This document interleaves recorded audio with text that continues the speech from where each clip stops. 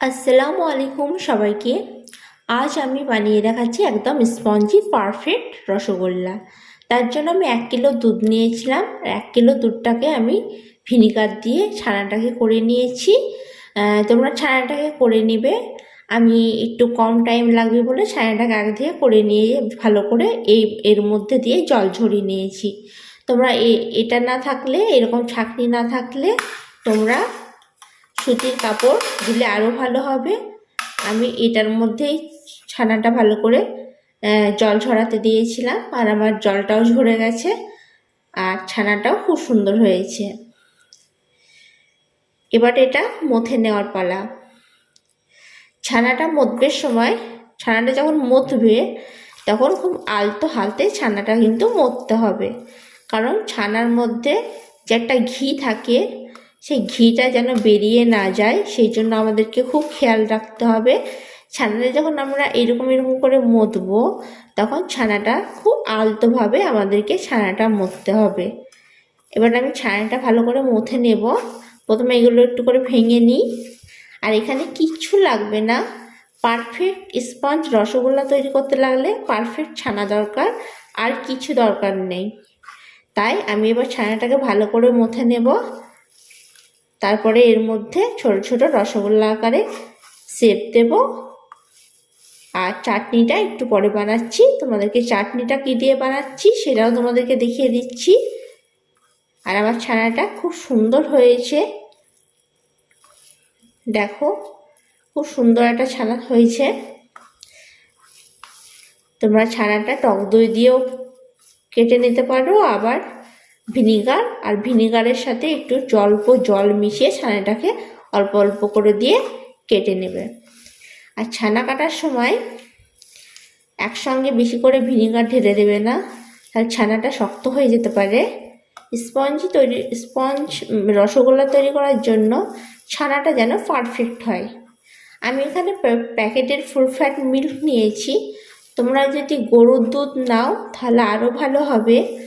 গরুর যে খাঁটি গায়ের দুধ সেখান থেকে করলে ছানাটা একটু বেশি হবে, প্লাস স্পঞ্জি রসগোল্লাটা আর ভালো হবে।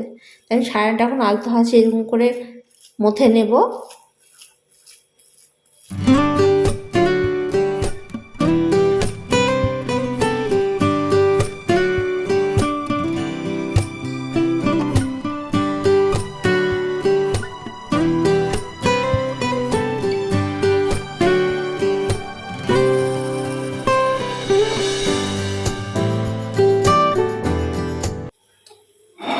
এখানে একটা কড়াই নিয়ে নিয়েছি এরকম, আর এখানে আমি এবার পানি অ্যাড করব। এখানে বড় কাপের 1 কাপ পানি অ্যাড করলাম।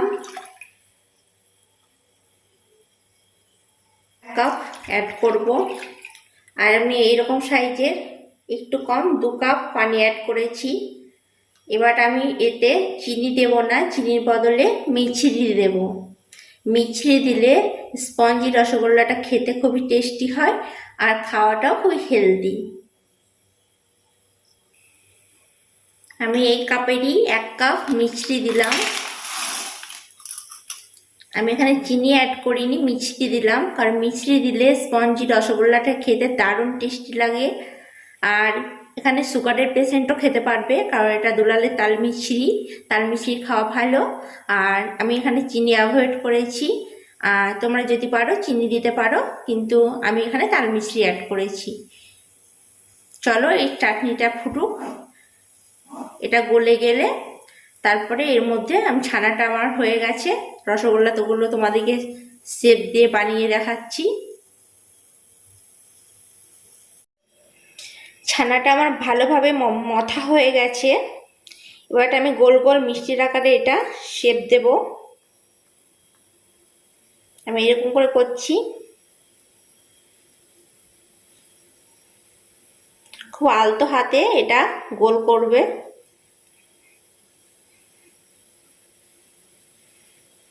এই যে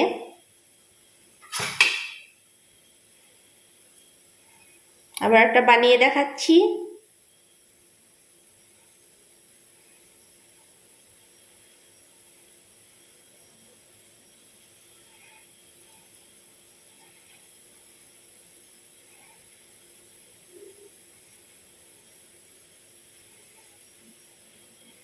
খুব আলতো হাতে এটা করতে হবে। আর ছানাটা অনেকটা নরম। হ্যাঁ, ছানাটা কাটবার সময় গরম অবস্থাতে ঢালার পর ছানাটা ঠান্ডা পানিতে ধুয়ে নেবে, তাহলে ছানাটা আরও ভালো হবে। ঠান্ডা পানিতে ধুলে ভিনিগারের স্মেলটাও চলে যাবে, আর হচ্ছে ভিনিগারের টক ভাবটাও চলে যাবে। আর টক দই দিয়ে কাটলে অল্প ধুলেই হবে। টক দই দিয়েও ছানা কাটলে ছানাটা দারুণ হয়, আর ছানাটা অনেকটা হয়।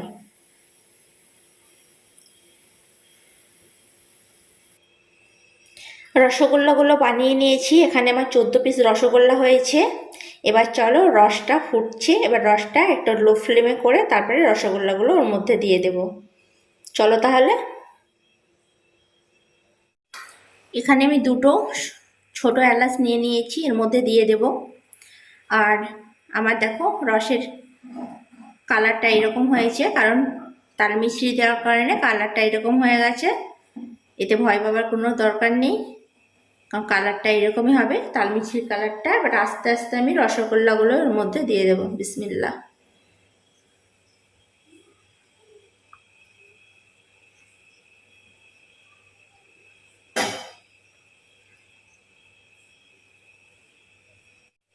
সব রসগোল্লাগুলো রসের মধ্যে দিয়ে দিয়েছি।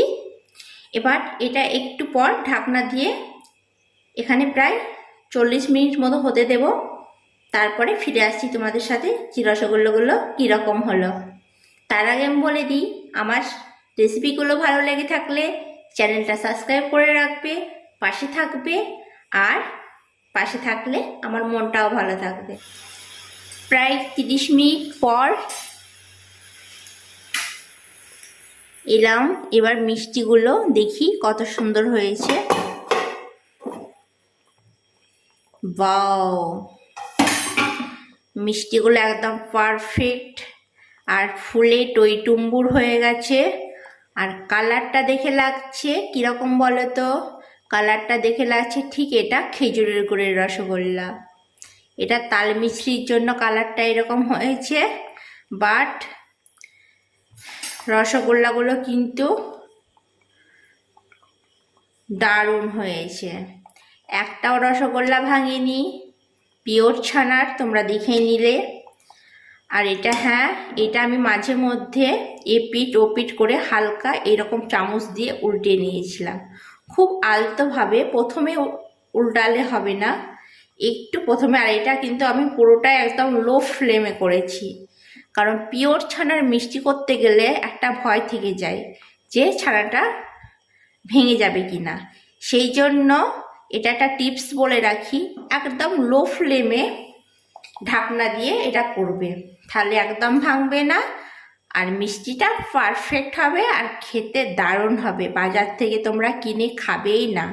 এইরকম রসগোল্লা বানালে বাড়িতে কেউ আর বাজার থেকে কিনে খাবে না, কারণ খেতে ইচ্ছেই করবে না।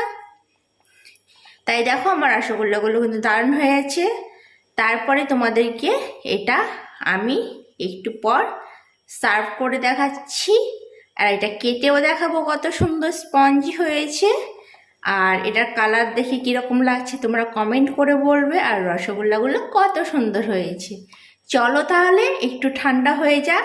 আর রসগোল্লাগুলো হয়ে গেছে, তার কারণ হচ্ছে একদম এই যে তলে চলে গেছে। আমার খুব একটা টাইম লাগেনি, আমি 40 মিনিট বলেছিলাম, সেই সময় আমার 30 মিনিট লেগেছে। তাহলে চলো রসগোল্লাটা সার্ভিং বলে আমি সার্ভ করে নিই, তারপরে তোমাদেরকে কেটে দেখাবো কতটা স্পঞ্জি হয়েছে, কতটা সুন্দর। রসগোল্লাগুলো এত সুন্দর হয়েছে যে আমারই এত আনন্দ হচ্ছে যে আমি এত পারফেক্ট রসগোল্লা বানালাম কিভাবে। তোমরা দেখতেই পাচ্ছ এত সুন্দর হয়েছে, এত স্পঞ্জি হয়েছে। অনেকটা গরম আছে, তাই আমি ভালো করে হাত দিতে পারছি না, কিন্তু তোমাদেরকে একটা কেটে অবশ্যই দেখাবো কত সুন্দর হয়েছে। কারণ তোমরা বলতে পারো ভিতর থেকে স্পঞ্জি হয়েছে কি না, ভিতর থেকে রস ঢুকেছে কি না, সেটা অবশ্যই তোমাদেরকে দেখিয়ে দেব। কিন্তু তার আগে फिर से एक बार बोल रहा हूँ कि मेरा ये रेसिपी अच्छा लगा है तो मुझसे फिर से बोल रहा हूँ या रही हूँ कि मेरे चैनल को सब्सक्राइब कर दीजिए या दीजिएगा, क्योंकि मैं बहुत मेहनत कर रहा हूँ। मेरे चैनल पे व्यूज़ बिल्कुल नहीं आ रहा है, तो मैं इस रेसिपी को आज रात 12 बजे बनाया। कल सिर्फ इस वीडियो को डाउनलोड करूँगा और एडिटिंग वगैरह करूँगा। तो मेरा ये रेसिपी, ये रसगुल्ला कैसा लगा सब प्लीज़ कमेंट करके बताएगा या बताएगी। তো চলো আমি একটা কেটে দেখাচ্ছি। তোমাদের সঙ্গে একটু হিন্দিতে কথা বললাম, সরি, আমি অতটাও হিন্দি ভালো বলতে পারি না, তার একটা ইচ্ছে হলো বললাম। চলো একটা কেটে দেখাচ্ছি।